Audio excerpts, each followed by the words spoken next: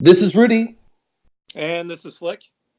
Coming up this week, we're going to talk about the passing of Daniel Johnston. And Rick Ocasek. And we will be conscripting again. And this week, we're holding a draft for the catalog of Steely Dan. That might be And we'll see. see how that one goes. That might be a tough Yeah, one. we'll see how that goes. I'll just a little preview. I Yes. have not done my homework for this draft, but that's sometimes how it goes when you're drafting. Sometimes you just show up and you fly blind. That allows me to stick you with the Michael McDonald material, which is exactly the way I would like that to turn out. So Yeah, let's well, go ahead. I'm sorry. Go ahead. no, I still have to be somewhat familiar with it to draft it though, and I'm not sure how familiar I am with the Michael McDonald material. Mm, I'd wear that like a badge of honor if I were you. So let's talk Daniel Johnston, um, who passed this week. How old was he? Did you? I can't recall off the top of my head. It's like 58 I or something. Yeah, I believe he is 58. And was he in Texas? I didn't read his obituary. I probably should have printed it out or something, but I didn't read a ton. I don't know his bio very well. He's one of those artists for me that I think I found out about from other artists. Like I wasn't, it's not one of those artists that I was like in the record store and I saw the hi, this is Daniel Johnston record. I'm like, oh, this looks interesting. I'll just buy this. I got it, I think, from the way that most people got him or got into him was his just association with other artists that I like. Yeah, I think that's pretty much the common way. I guess for me, I did know him directly, but I don't recall what song the first time I heard him. I don't recall what the song was. Uh, but yeah, I think became I would say I became a fan of his as much through covers of his work as much as his work. But really he was somebody that I always thought was had definitely had something his own, and just in his songs, even when you heard somebody else do him, you could tell that that was a Daniel Johnston song. Right. And I think a lot of it, so I think kind of an important thing to know about how he did things was he recorded his own stuff. He would write songs and he would record them on boom boxes. And I think at one point, like, the biggest innovation technologically that he had was getting a second boom box, um, so that he could make more fully realized recordings. And so then he would make tapes. He would do the cover art because like, as much as a musician and songwriter, he was an artist. You know, Yeah. um, And again, and that iconography of his is still really powerful. Like yeah, to the same spirit of what you were saying is, you would know instantly when you were hearing him or hearing his song, you would instantly know whose hand was behind the draw. I mean, those were mostly drawings, weren't they? I mean, there's yeah, no mistaking where they came from. yeah, and yeah, he would so he would make his own cassette tapes, do the artwork, and then he would give them to people. And so that's how his work circulated around for a number of years. Eventually, I think he signed with, I want to say, Geffen. That was very short lived. I bet. Yeah, but yeah, I mean, I think I kind of wonder about what things would have been like if he would have had the kind of success that he wanted early in life, uh, because then he would have had a producer directing him, and guiding him. Yeah. And I'm saying that that's a negative thing. I think a lot of what made him what he was he was making his own rules. Yeah. He was every stage of the process, was him. Yeah. He was he. What was the medical diagnosis associated with him? He had a heart attack. Okay. But he also had other issues. I mean, he had health problems, generally speaking, mental Well, health problems including. he had mental health problems. He was diagnosed schizophrenic. Wait, what was his live situation like? What was it like to actually see him? Like, because I was thinking about what you were saying about, like, it would have taken a lot away from him to lose the rawness of those original recordings, like the fact that those are literally like field recordings almost, that just happened to be self-made. Was his live experience that same sort of raw thing? Did he tour with bands? Did he play in person the way that he played on a lot of those early songs? So he kind of did it Chuck Berry style. He would have bands in different cities that, and this isn't how he did it every time, but for the most part, I think he did it Chuck Berry style, where he would have bands in different towns that would know his music and play along. Actually, the last time I saw him, it was Tweedy was his backing band. Jeez. It was Jeff Tweedy and his son, and they were the backing band the last time I saw him.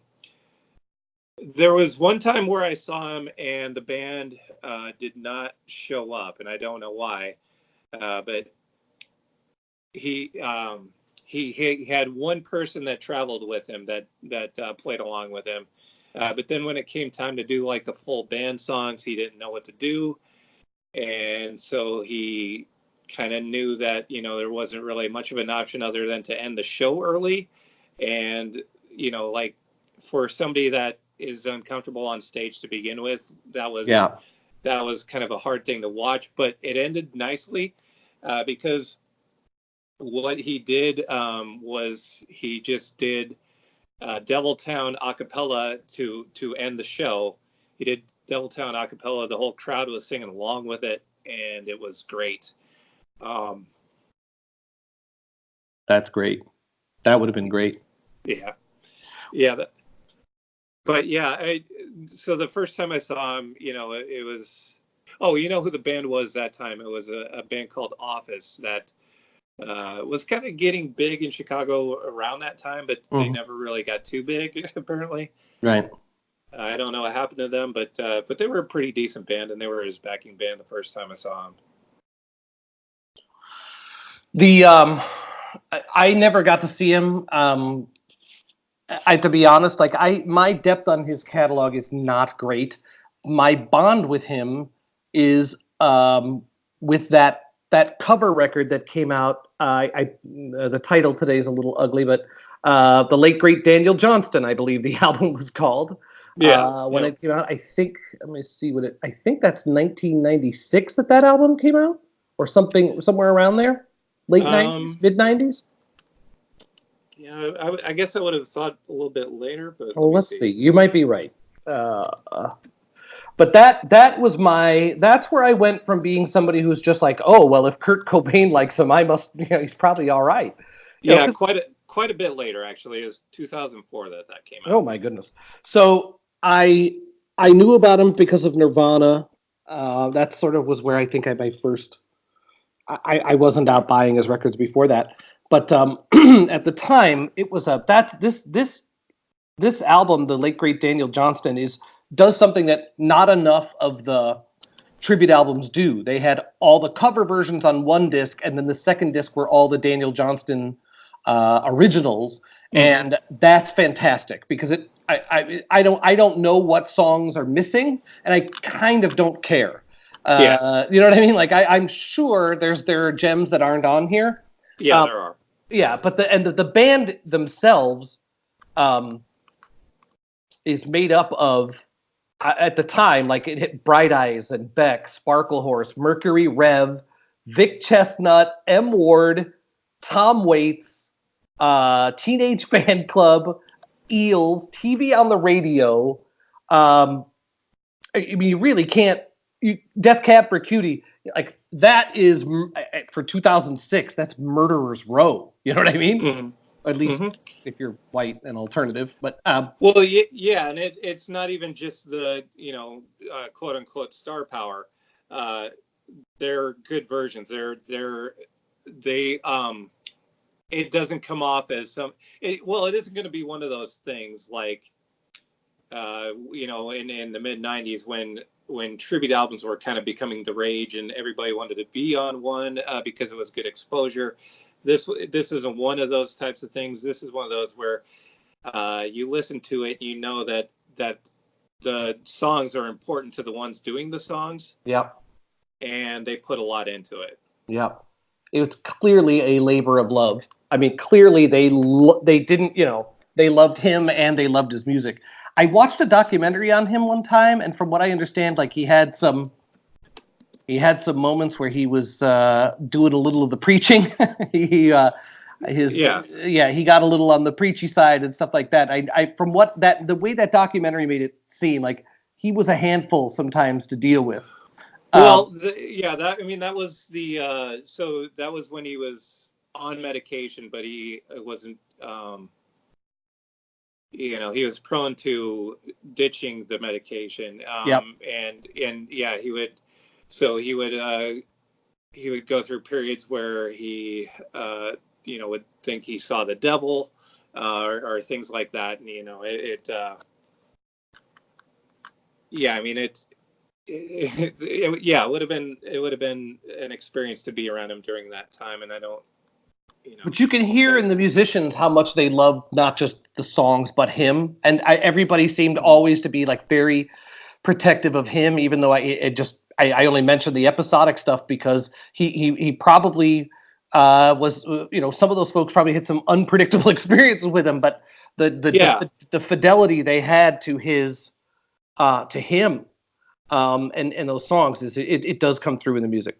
Well, I think the other thing to kind of if you're not familiar with him already, the thing to know is he was very childlike, and that's what comes out in his music a lot. That comes out in his voice. He has a very childlike sounding voice, but that is kind of he is kind of somebody that never grew up, and I don't mean that in a negative way. I mean that in a positive way. He just kept that sort of childlike quality to him and kept that intact his whole life. And so I think that which also means which is also where the songs come from, where the heartbreak comes from, because I think when we're kids we're prone to heartbreak. I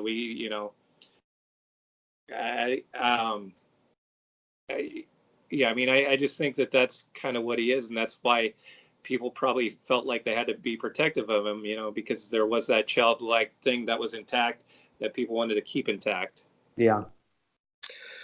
So that album, I think both the covers and the original side, both those are all killer, no filler. They can be played end to end pretty much any time. I mean, the lo-fi nature of a lot of his stuff, like the importance of it being lo-fi, I think is pretty clear in the context of that record too. And like the story of an artist cover by M. Ward is not like a spot on perfect imitation of the original, but like the spirit of the original is captured. Mm-hmm. That's one of the things that made me realize how good M. Ward was. It was like M. Ward's covers are generally pretty good, and he pulls some left field stuff in sometimes, but his cover of Story of an Artist really, I think, captured what I think of as Daniel Johnston's sort of spirit. The lyrics to that song, like, especially in the context of the life he lived and now him being gone relatively young, it really his sort of honesty and his self-reflection in that is pretty intense. Honesty is such a good word for it. Yep. Good word to do you have there are lots of good covers of his stuff that aren't on that album either. Well, so another good tribute album that I want to mention is called I Killed the Monster. That came out in 2006. Mm-hmm. That is not as good as the late great Daniel Johnston, but it has some just one in particular that I think is pretty essential is the the cover of Worried Shoes that Daniel Smith and Sufjan Stevens do. That's one of the very best Daniel Johnston covers. Yo La Tango covered Speeding Motorcycle. Yeah, that's good. That one I knew. You know, we're going to be putting out Spotify playlists. I already do have a Spotify playlist of Daniel Johnston covers I put together a few years ago. So I will Definitely put that up. Yeah. I'll say there are quite a few that I like. I think there are like there's a number of True Love Will Find You in the End covers. You know, like just that. I think you could put together at least half a side an album on. My favorite of that one is a tough. Wilco did that as a B-side. Yeah. Sonic Boom from the band Spacemen 3 recorded a version of that.